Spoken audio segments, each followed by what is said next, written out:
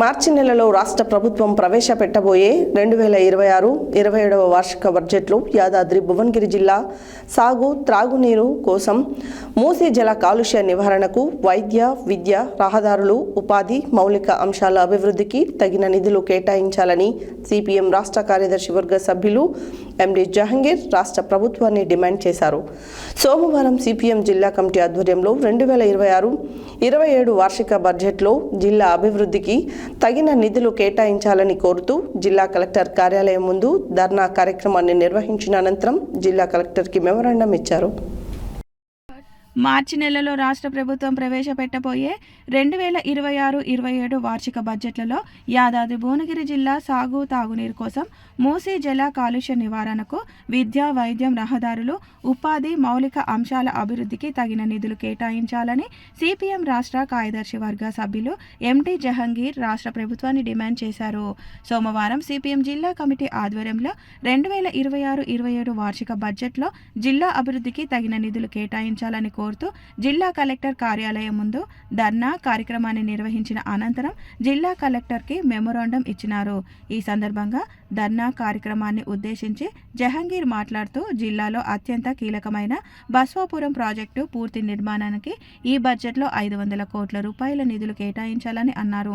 ఇప్పటికే ప్రాజెక్టు 90% పైగా పూర్తయిందని, మిగతా పని పూర్తి కావాలన్నా, నిర్వాసితులకు పూర్తి స్థాయి నష్టపరిహారం అందాలన్నా వెంటనే నిధులు కేటాయించాలని కోరారు.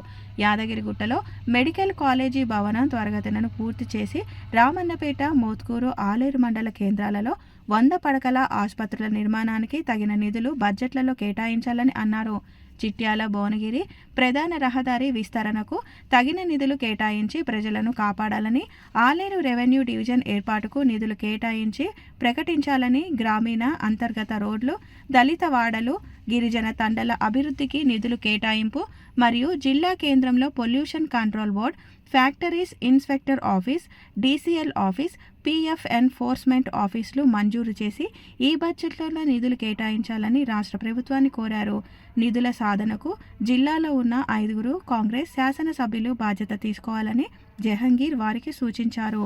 ఇంకా ఈ కార్యక్రమంలో సిపిఎం రాష్ట్ర కమిటీ సభ్యులు కొండమడుగు నరసింహ, బట్టుపల్లి అనురాధ పాల్గొని మాట్లాడగా సిపిఎం జిల్లా కార్యదర్శి వర్గ సభ్యులు మాటూరి బాలరాజు, కల్లూరి మల్లేశం, దాసరి పాండు, జిల్లా కమిటీ సభ్యులు కోమటిరెడ్డి చంద్రారెడ్డి, బొలగాని జయరాములు, మాయా కృష్ణ, గంగాదేవి, సైదులు, ఇక్బాల్, మధ్యాపురం రాజు, ఆలేరు మండలం కార్యదర్శి దూపాటి వెంకటేష్, బొమ్మల రామారం మండల కార్యదర్శి రేకల శ్రీశైలం, తుర్కపల్లి మండలం కార్యదర్శి పోతురాజు జహంగీర్, యాదగిరిగుట్ట పట్టణ కార్యదర్శి నూకల భాస్కర్ రెడ్డితో పాటు ఈర్లపల్లి ముత్యాలు, లావుడియా రాజు, వనం రాజు, గంధమల్ల మత్తయ్య, బద్దెల ఎల్లయ్య, కొండమడుగు నాగమణి, చింతల శివ, బార్ల వెంకటేష్, కొండాపురం యాదగిరి, ఉస్మాన్ షరీఫ్, వల్దాస్ అంజయ్య, ఎద్దునూరి వెంకటేష్, బోడా అంజయ్య, ఎండి బాబు తదితరులు పాల్గొన్నారు.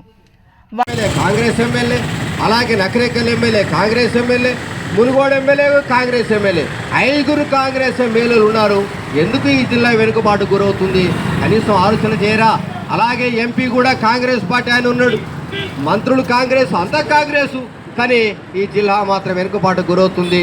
అందుకే ఆలోచన చేయండి. ప్రజల్లో తిరుగుబాటు రాకముందే మీరందరూ మేల్కోవాల్సింది కోరుతూ ఈ ధర్నాన్ని విజయవంతం చేసిన మీ అందరికీ ధన్యవాదాలు. వీధులెట్టు సరిగ్గా ఉండయి, అక్కడ పరిపాలన సరిగ్గా ఉండదు, గ్రామానికి దూరంగా దళిత వాడలు ఉంటాయి, దళిత వాడల్ని పట్టించుకున్నటువంటి పరిస్థితి లేదు. అందుకే దళిత వాడల అభివృద్ధి కోసం ఈ జిల్లాలో ప్రత్యేక బడ్జెట్గా కేటాయించాల్సిన అవసరం ఉన్నది అని చెప్పని సిపిఎం పార్టీగా డిమాండ్ చేస్తున్నాం. అలాగే చీచాల నుండి జగదేపూర్ వరకు ప్రధానమైనటువంటి రోడ్డు మీరు చూడండి, కేవలం డబుల్ రోడ్డు. ఒక వెహికల్ వస్తే ఇంకొక వెహికల్ కింది దిగాల్సి వస్తుంది. ఈ రకంగా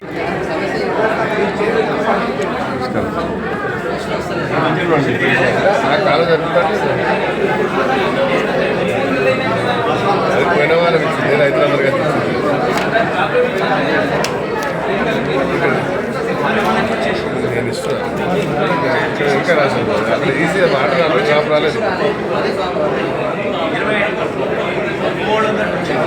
అయిపోయింది.